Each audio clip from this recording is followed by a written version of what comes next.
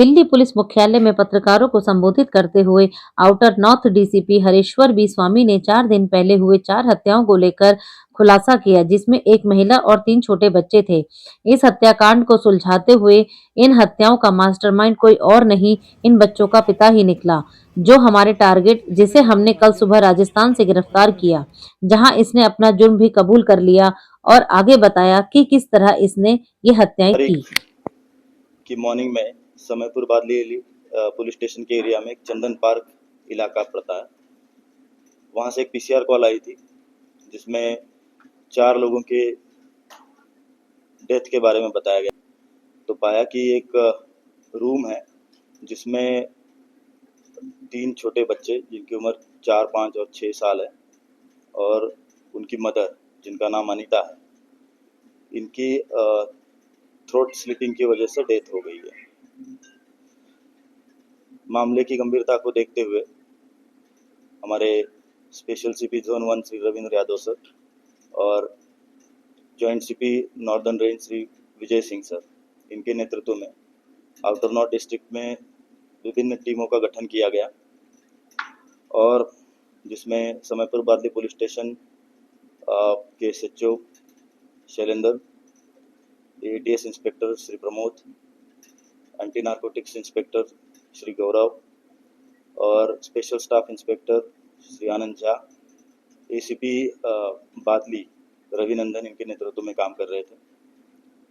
और जैसा कि उस दिन भी हमने बताया था, इस जो ये क्राइम जहाँ पे हुआ था और जो बच्चे की डेथ हो गई थी, उनका फादर जो है मुंचुन केवत नाम का व्यक्ति, वो मौके से गायब था, तो हमारा वो प्राइम सस्पेक्ट था। तो उसकी पूरी हिस्ट्री हमने निकाली और ये पाया कि ये अलग अलग राज्यों में रह चुका है। तो सेम डे हमने एक टीम बिहार भेजी थी, एक टीम चेन्नई भेजी थी जहाँ पे पहले काम कर चुका है, और एक टीम अजमेर भेजी थी इन एंटिसिपेशन कि ये वहाँ जा सकता है।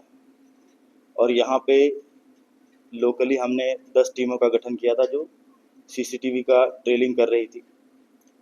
और जैसे कि हमने सीसीटीवी की ट्रेलिंग की तो ये पता चला कि ये जो मुंचुन केवत है, ये नई दिल्ली से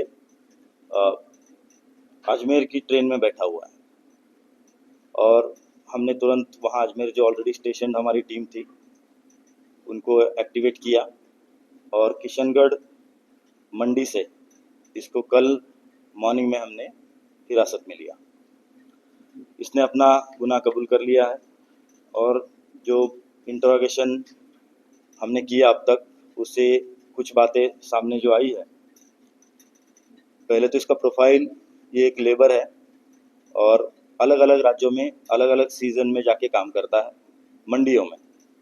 तो चेन्नई, गुजरात में राजकोट, अजमेर, किशनगढ़, यूपी, ये अलग अलग राज्यों में पहले काम कर चुका है और ये हैबिचुअल गैम्बलर है। हर तरह का सट्टा इसको खेलने की लत है, ऑनलाइन बेटिंग भी ये करता है। और जैसा इसका सोशल मीडिया प्रोफाइल कहता है, ये क्रिमिनल बेंट ऑफ माइंड वाला व्यक्ति है।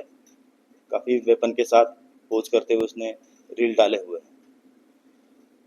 और जब इस पर्टिकुलर इंसिडेंट के बारे में इससे तफ्तीश की गई तो ये पता चला कि ये इसी सट्टा खेलने की आदत से, गैम्बलिंग की आदत से कर्जे में डूब गया है।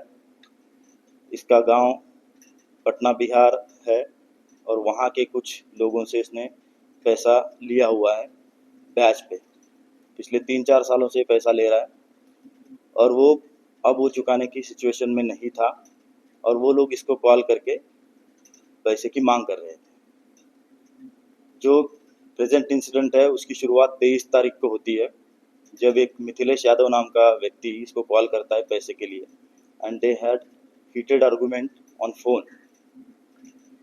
और जैसा कि इसका कहना है, उस दिन इसने डिसाइड किया कि मैं अपनी फैमिली को ख़त्म करूँगा, उन सबको मार दूँगा और मैं यहाँ से चला जाऊँगा।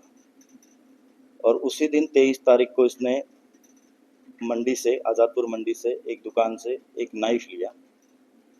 वो 23 तारीख को घर आता है और उस दिन वो उस मर्डर को एक्सिक्यूट नहीं करता है, रात में सो जाता है। अगले दिन रूटीन मॉर्निंग इसकी शुरू होती है, मंडी में जाता है।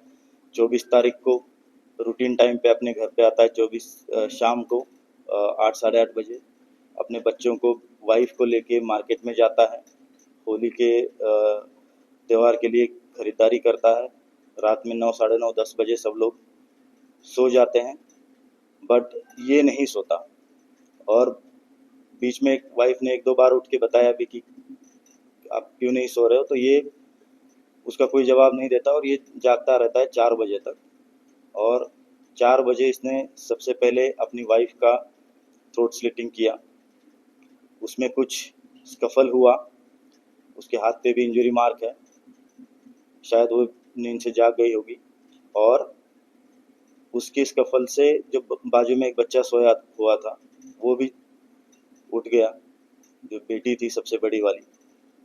तो तुरंत उसने उस बच्चे का भी गला जो है स्लिट कर दिया और बाकी जो 2 बच्चे थे उनको भी उसने सेम तरीके से, बहुत ग्रूसम तरीके से उन बच्चों को भी उसने मार दिया। और फिर बड़े कोल्ड ब्लडेड तरीके से वो वहाँ से अपने कपड़े पहनता है और बाहर आता है।